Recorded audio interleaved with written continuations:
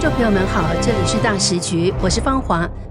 一块小小的磁铁震动了整个世界格局。就在大家还在关注福建舰高调入列，习近平忙着秀肌肉的时候，美国突然抛出了一记真正的王炸，25年来第一批国产稀土磁铁正式诞生。这意味着什么？意味着川普亲手断开了中共掐在全球供应链喉咙上的那根稀土锁链。贝森特手里举着那块磁铁说，我要把它带回白宫给川普总统看。就在这同一周，白宫门口迎来了5个从北京阅兵场倒戈而来的中亚总统，他们刚给习近平敬完礼，转头就跑去和川普握手。有人说这是中亚地缘政治的大地震，也有人说呢，这一刻习近平手里的王牌正在一张一张失效。更讽刺的是，当川普拿着磁铁向全世界宣告美国回来了的同时，中共那边福建舰刚升旗，太空站就被太空垃圾撞出事故，一边炫耀一边翻车。今天我们就来看看这场从稀土开打蔓延到中亚，最后烧到太空的较量到底意味着什么？谁在逆转棋局？谁又在成为自己神话的笑话？为摆脱中共对稀土产品的全球垄断，美国加大对稀土的开采和加工。南卡罗来纳州的一家工厂已经生产出稀土磁铁。美国财政部长贝森特11月7号参观了南卡州新建的稀土矿物加工中心，庆祝美国25年来首次在国内生产的稀土磁铁出炉。贝森特在参观位于南卡州萨姆特的 EVAC 工厂以后，接受福克斯商业新闻专访时说，这是25年来在美国所制造的第一批稀土磁铁，我们正在结束北京对我们供应链锁喉的情况。贝森特手中拿着一块稀土磁铁说，美国总统川普在1月20号上任以后，立即签署了一项行政命令，旨在将美国打造为稀土行业的全球领导者。现在是11月份，我要把这个东西拿回到椭圆形办公室给川普总统看。因为像 EVAC 这样的公司，使美国再次实现了供应链的独立，也是川普将制造业工作岗位带回美国的一个开始。更重要的是，这不仅意味着高薪工作，更关乎国家和经济安全。因为中共不是一个可靠合作伙伴，美国将与盟友一起开发自己的供应链，摆脱中共对稀土等关键矿产的控制。贝森特还说，未来1到2年内，美国将以惊人的速度向前推进稀土产品的供应链，所以中共在稀土问题上对美国的筹码最多只能持续12到24个月。这是川普稀土布局结出的第一批果实。应该说，川普正在把习近平手中的王牌变成反制习近平的利器，让一些过去似乎在俄罗斯与中共掌控范围内的国家有机会与川普交朋友。11月6号，川普在白宫接待了哈萨克斯坦、吉尔吉斯、塔吉克、土库曼斯坦和乌兹别克5国总统。这5个中亚国家被认为是俄罗斯的后院，也是中共一带一路的必经之地。中亚地区富含稀土、铀、铜等战略资源，铀产量约占全球1半。这次会晤聚焦关键矿产供应链合作。乌兹别克总统对川普总统重启 C5+1 和成功结束8场战争给予高度评价，因此他说，在乌兹别克我们称您为世界总统。这绝不是当面的恭维，一国总统称赞另一国总统是世界总统，一定是另一国总统对世界安全和稳定做出了特殊的贡献。要知道，这5个来到美国白宫的总统都是今年9月30号参加了习近平大阅兵活动的。在习近平眼里，他们不过是小弟，不像川普这样平等相待。塔吉克总统拉赫蒙在工作晚餐时强调，该国有非常丰富的矿产资源，但地理位置夹在俄国和中国之间，这使塔吉克与美国创建合作关系更为重要。除了和乌兹别克达成贸易经济协议外，美国还与哈萨克斯坦签署关键矿产合作备忘录。哈萨克斯坦还同意加入川普政府主导的亚伯拉罕协议，推动以色列与穆斯林国家关系正常化。亚伯拉罕协议的签署国包括了巴林、摩洛哥、苏丹和阿拉伯联合大公国。这个协议在川普看来是一个实力俱乐部，正吸引更多国家加入。中亚五国向美国靠拢，显示国际舞台上川普已经赢得人心，而俄罗斯与中共的空间正在收缩。10月9号，俄国总统普京出席了在塔吉克举行的中亚峰会，要进一步加强与中亚国家的战略伙伴关系和联盟合作。习近平今年6月访问了哈萨克斯坦，与5国领导人商谈扩大“一带一路”基础设施投资合作。俄罗斯2022年全面入侵乌克兰以来，中亚各国领袖积极寻求分散经济与安全依赖，以免因西方对莫斯科祭出大规模制裁而承受连带风险。中共管制稀土及其他攸关国家的矿产出口以后，美国就加紧接触中亚五国，这5国也掀起寻找替代供应来源的竞赛。11月5号，美国国务卿卢比奥在美国国务院举行的酒会上宣布，他将于明年亲自出访中亚5国，以深化双边合作并推动区域经济多元化。卢比奥说，美国与中亚各国的利益在开发资源与促进负责任的经济发展方面完全一致，而这些国家也正寻求将上天赐予的天然资源转化为永续多元发展与繁荣的动力。因此，这趟行程可能要花上1周，但这趟行程绝对值得。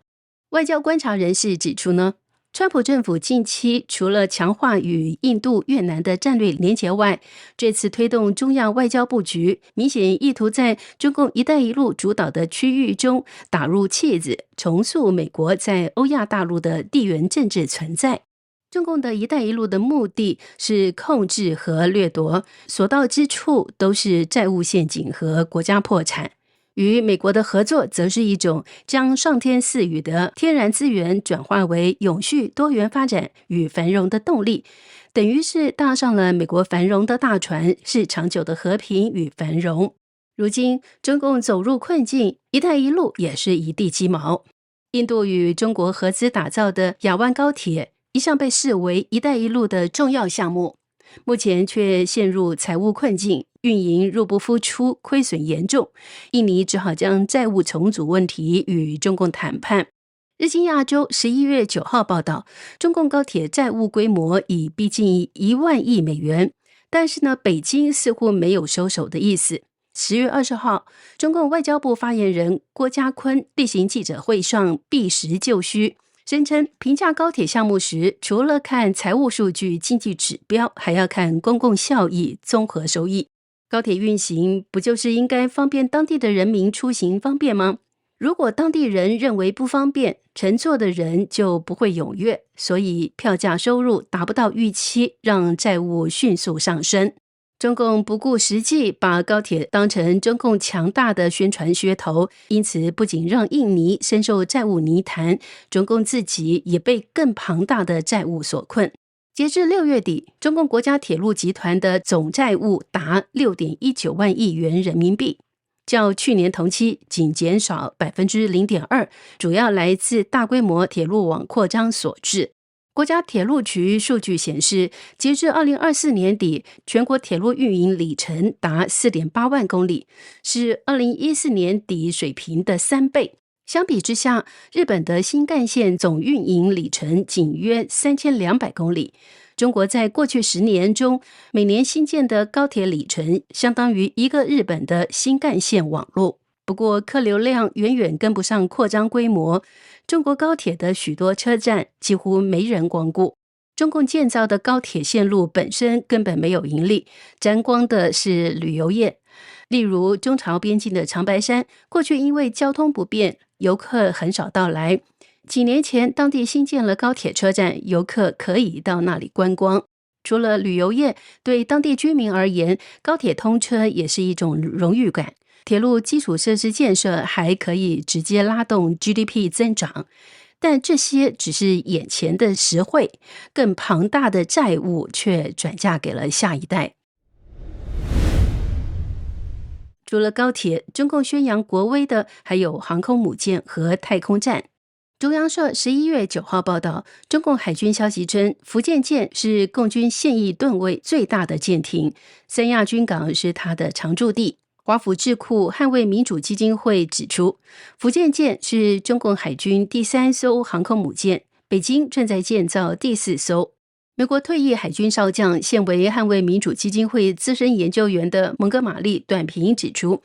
这些航空母舰将成为中共海外军力投射能力的重要一环，可能作为中共对台强行施加其意图的手段。不过他指出，中共一旦和美国或日本发生冲突，这些中共航舰将沦为美国潜艇的火把。捍卫民主基金会中国计划研究分析员伯南表示，中共航空母舰的最新进展提醒了外界，共军不断努力扩张、加紧军力投射能力的现代化，毫无疑问，中共很想报一箭之仇。因为1996年台海危机期间，有2艘美国航舰在台湾外海展现了强大的核阻力。1996年，为因应台湾海峡飞弹危机，美国当时派出2个航空母舰打击群，迫使北京让步。捍卫民主基金会军事及政治权力中心资深主任鲍曼认为，华府应将福建舰入列视为一记警钟，但不需过度反应。北京正推行庞大的军事现代化与扩张计划，展现其在区域及全球的军事野心。鲍曼分析，中共想在航空母舰的数量及能力方面追上美国，这需要多年的时间，但北京有决心要试图缩小差距。对华府而言，最大风险在于自满及缺乏紧迫感。福建舰实际战力如何，现在还无法评价，毕竟实战与战力设计和估算是存在差距的。不过，中共的空间站最近的事件却是不折不扣的笑话。中共航天员训练中心11月3号发布的视频显示，航天员伍飞将腌制好的鸡翅滑入墙壁隔间，28分钟后取出，这是中共炫耀的亮点。在高空将腌制好的鸡翅变成金黄酥脆、热气腾腾的美味佳肴，只用了28分钟，这是世界首例。因为在零重力环境下烹饪，哪怕最微小的火花都可能酿成灾难，这是中共的一项技术创举。然而乐极生悲，中共航天部门11月5号宣布，疑遭太空碎片撞击，中国神舟20号飞船3名航天员从空间站的返航被推迟。神舟20号是4月24号从中国北部戈壁沙漠的酒泉卫星发射中心发射升空的。航天员包括了指令长陈东、航天员陈忠瑞和王杰，已在天宫空间站轨道驻留6个月。他们原计划在11月6号返回中国北部内蒙古的东风着陆场，这真是有些打脸。中共航天员2天前还在炫耀太空吃烧烤，2天后就遭到太空碎片的撞击，不能按时回家了。在太空中的等待，不像在飞机场等飞机，那是上天无门下地无路的等待。有人说，中共太空船碰到的太空垃圾很可能就是中共自己以前送上去的什么东西。中共没有侦测技术可以了解他们的运行轨迹，预先发警告给空间站，中共做不到，才出了这种前脚炫耀后脚就遭殃的笑话。川普用1块稀土磁铁打开供应链战场，让中亚5国重新选边，而中共的一带一路、福建舰与太空工程却在债务与笑话中崩塌。这场看似遥远的资源战正在改写全球权力秩序，也让北京的王牌一张张失效。这里是大时局，感谢您的陪伴与思考，请订阅、分享并打开小铃铛，一起在动荡中坚守真相，在黑暗中点燃希望。